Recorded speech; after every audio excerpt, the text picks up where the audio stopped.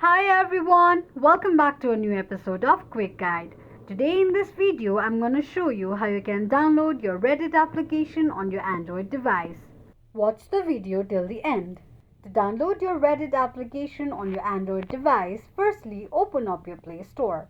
In the search box at the top, type in Reddit and make a search. You're going to see the Reddit application displayed in the search result. Simply tap on Install button right next to the application to begin the downloading process. While downloading an application, make sure that you're connected to a strong internet.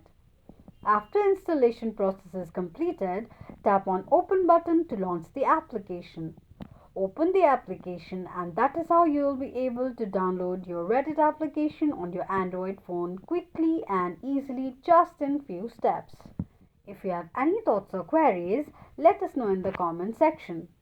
Don't forget to subscribe to our channel. Also press the notification bell icon so that YouTube will notify you whenever we post a new video. I hope this video was helpful to you. If it was, go ahead and give us a thumbs up. Thank you so much for watching.